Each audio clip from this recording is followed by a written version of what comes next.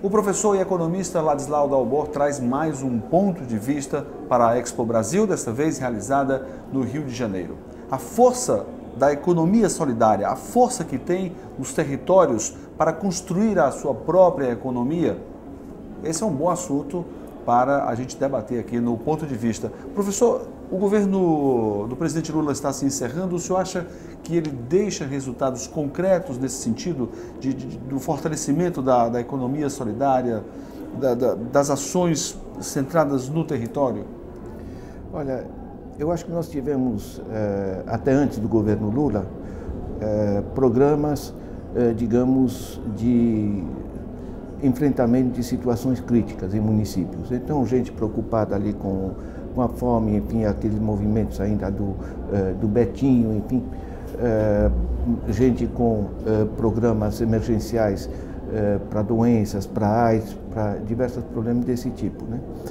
E eu acho que a partir do governo Lula, você tem uma convergência de políticas claramente centradas no chamado andar de baixo, né, que atingir cerca de 100 milhões de pessoas que são o andar de baixo da economia, em particular o quarto mundo, que é esse que recebe Bolsa Família e coisas do gênero, né?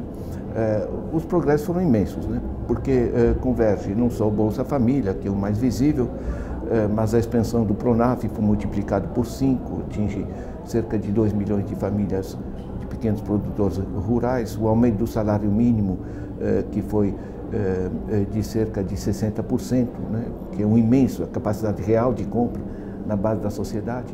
Isso atinge cerca de 26 milhões de trabalhadores, mas atinge cerca de 16 milhões de aposentados, porque é reajustado pelo salário mínimo, né?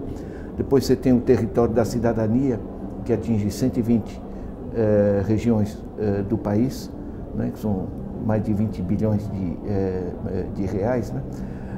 Você tem o ProUni, você tem o Luz para Todos, né? Então, nós temos a primeira experiência no Brasil de um leque amplo de atividades destinadas a tirar o andar de baixo da economia do buraco, né? Esse é o pano de fundo que muda o conjunto do conceito de desenvolvimento local, porque pela primeira vez você tem os recursos mínimos para as coisas poderem começar a andar. Então, os debates que estamos tendo aqui nessa reunião da Expo Brasil, né, mostram como, por exemplo, iniciativas de microcrédito estão começando a se tornar muito mais significativas, porque há uma convergência de recursos que estão chegando, né? Há uma mudança de compreensão da dinâmica, porque há uma tendência, sobretudo de gente que está bem, de achar que o pobre, se tiver um pouco melhor, ele se encosta, né? O que se descobriu é o seguinte: não era falta de criatividade ou de iniciativa, era falta de oportunidade, né? Então, essa gente, quando tem acesso a determinados recursos, quando esses recursos geram um mercado local, dinamiza-se a produção. Essa produção, por sua vez, começa a comprar pequenos equipamentos, né? Enfim, é um processo, digamos, um círculo virtuoso de dinamização da economia.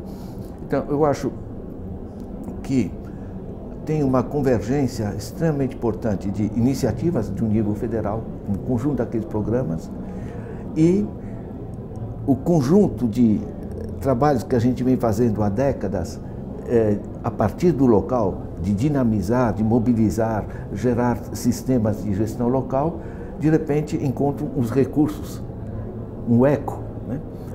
Então, coisas que eram bastante dispersas, né? Todos os trabalhos que a gente fazia, das mais diversas linhas de pequena produção local, pequenos sistemas de comercialização, apoio aos pobres, dos mais variados tipos, estão se transformando numa política nacional. Eu acho que pela primeira vez o conjunto das comunidades mais pobres do país estão sentindo que está chovendo um pouco no quintal deles, né?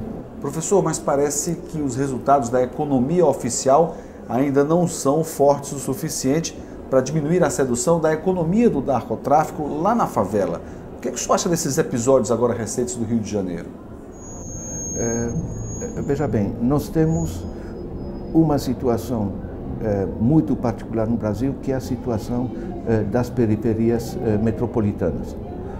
Eu acho que não se pode sobreestimar o tamanho do desafio. Uma pesquisa da FASE e do Polis mostrou que 27% dos jovens, são pessoas de 15 a 24 anos, formam uma geração chamada Nini, quer dizer, não tem nem escola, nem acesso à escola, nem emprego. Nessa idade, 27% dos jovens estarem fora, você pode botar quanta polícia você quiser, porque quando um jovem está desesperado, não pode se incluir, não pode trabalhar, não pode encontrar um emprego, não pode encontrar sentido na sua vida, é uma situação absolutamente explosiva. Eu acho que é um eixo particularmente delicado e onde as respostas têm sido particularmente difíceis, né? Na ausência de uma presença efetiva do Estado, é óbvio que entram subsistemas tipo narcotráfico que se aproveitam. Mas eu acho que isso foi discutido, está sendo discutido nesse encontro aqui também. Ao mesmo tempo que você tem que ter fortíssimas iniciativas do lado social, né, de inclusão, você tem que ter sistemas repressivos mais direcionados, a meu ver, não tanto à favela, onde estão os distribuidores, o pequeno comércio, coisa assim. Porque todo o sistema de narcotráfico está apoiado num grande sistema de comércio internacional de tráfico.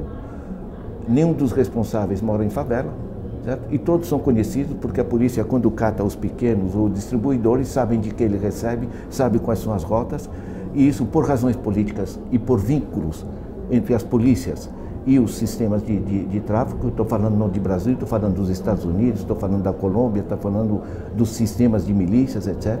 Quer dizer, você tem uma estrutura de poder ali em torno do tráfico, você tem uma estrutura de poder em torno da lavagem de dinheiro, onde você tem grupos como União dos Bancos Suíços, onde você tem o American Express, né, agora condenado no México, enfim, né? Então você tem o narcotráfico, o sistema financeiro e o sistema de tráfico internacional de armas, estão sendo vendidos pelos Estados Unidos, pela França, pela Rússia, pelos mais diversos, vendendo e empurrando armas. Ninguém os controla, né? Uma outra vertente, que é a situação Rio, né, que nos leva à discussão do desenvolvimento local, que é a dimensão propriamente social, né? O Rio de Janeiro, ele incha em termos demográficos para atingir 8 milhões de habitantes por expulsão do campo durante o regime militar, certo? Tecnificação, monocultura, tudo isso expulsou a população. Então você tem um crescimento demográfico, um êxodo rural violento, ao mesmo tempo que Rio de Janeiro perde sua função de capital, portanto perde montes de empregos e atividades econômicas, perde sua função industrial. A indústria migrou para o Vale do Paraíba, para o eixo Campos, enfim, sai fora das cidades, certo? E com a perda da capital, a perda da base industrial, o porto também perdeu grande parte da sua função. Então o tripé econômico que sustentava o Rio de Janeiro, certo? Ele murchou, né? Mas mantém-se o cogumelo demográfico, né? E essa é a situação básica explosiva. O Rio tem uma evidente vocação de ser um grande centro de turismo de convenções, de grandes centros de conferências mundiais, porque qualquer lugar, eu viajo muito internacionalmente, né? Você fala no Rio de Janeiro, os olhos das pessoas brilham. O Rio não é um capital dos cariocas, é um capital do Brasil. Para o Brasil, Rio de Janeiro é uma joia da coroa, que a gente tem que mostrar para o mundo. É uma imensa oportunidade, mas isso envolve convergência de ação de governo federal, estadual e local para a sua transformação. Porque aí sim você encontra a perspectiva econômica e aí você passa a gerar inclusão efetiva. Enquanto você não der oportunidade para pessoas poderem ganhar o pão da sua família de maneira correta, honesta, enfim, e organizada, você não vai resolver apenas com intervenções militares ou policiais. Ok, professor, muito obrigado pela entrevista. Obrigado a vocês. Daqui a pouco, um novo ponto de vista.